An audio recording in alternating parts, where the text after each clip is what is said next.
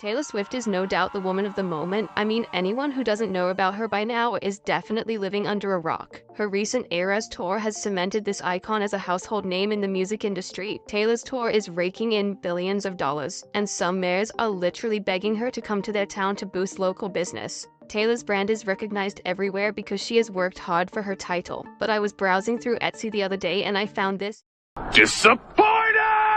There's no doubt that Taylor's fans will buy anything with her name on it. But come on guys, copyright infringement is a big no-no for me. I am not judging any smart hustler, it's just that there are more creative ways to make fan art merch. And with AI, you can easily create these designs so much faster now. So I decided to make this video to show you how you can legally cash in on the Swiftie craze without getting yourself into trademark trouble. I know some holy people might be hating, but fan art has been existing way before Taylor was even born. This video is not about stealing from others.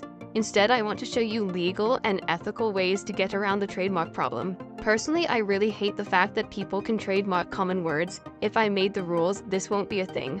Anyway, as a print-on-demand seller, you just have to know how to dance around these silly trademarks, else you won't last in this business. So before I show you how to make the t-shirts, I'll tell you how to understand Taylor Swift's trademarks. This article by a well-known law firm lists all of Taylor's trademarks. I will leave a link in the description below so you can go back to it anytime. From the list, you'll see that her full name and initials are protected.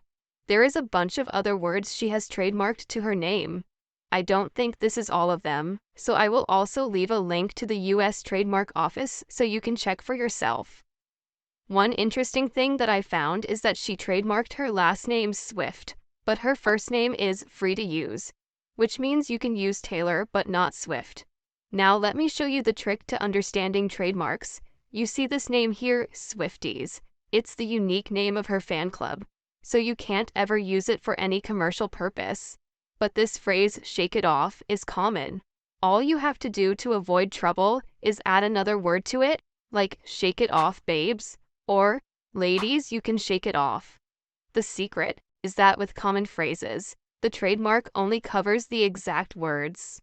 So you see, you can remix it to create your own fan art. If you think this is risky, you can come up with your own phrase. As a longtime Swiftie myself, I know a lot of these phases like, I'm feeling 22, Taylor is queen, Swiftian, and many more. If you want me to give you a list, comment below, and I'll be happy to share them. Another way to get t-shirt design phrases for Taylor Swift fans is to use ChatGPT. Yes, I have tried it, and I know you can create unique ideas that the Swifties will understand. So let's head over to ChatGPT website. I am going to be using the 4.0 model because I have a paid account. Now enter this prompt. Give me a list of popular Taylor Swift text. Make the text maximum 3 words and it should be funny. Click enter.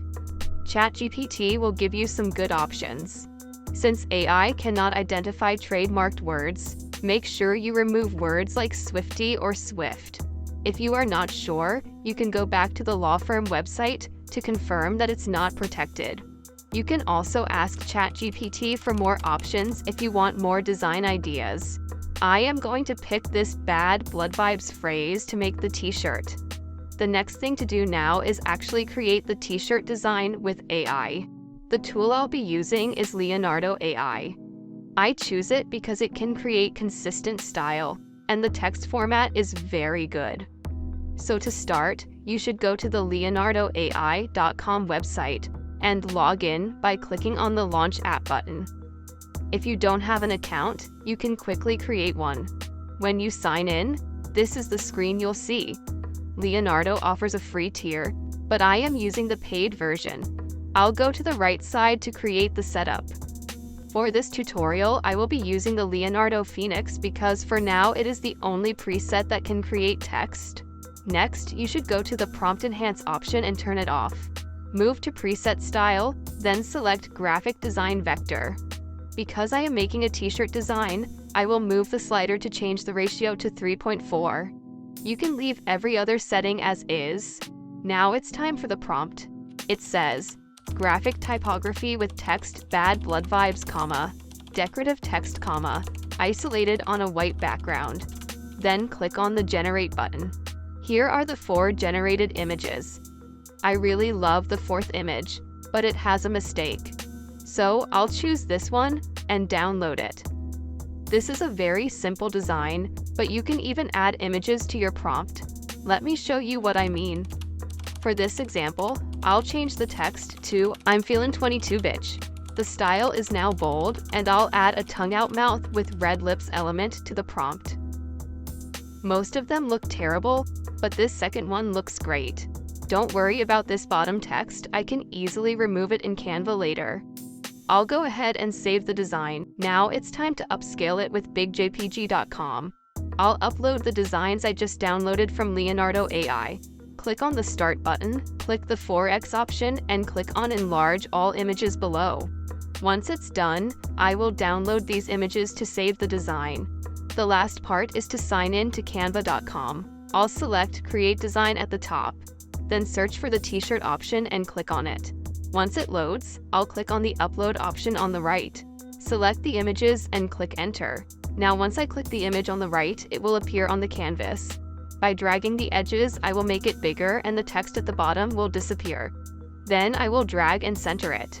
To make it transparent, I will go to the Edit Image option at the top, pick BG Remove to delete the background. If you are still concerned about the text at the bottom, you can simply click on the Edit option again. This time select the Erase tool. Use the brush to select the text and click Erase. As you can see, the annoying text at the bottom is gone. Now, I will repeat this process for the other design. When I am done, I'll share and click Save Transparent button. All the designs will be automatically saved. Please make sure you like and share this video because it really does help my channel. If you have any questions, you can leave a comment below and I'll make sure I get to it. Until next time, bye.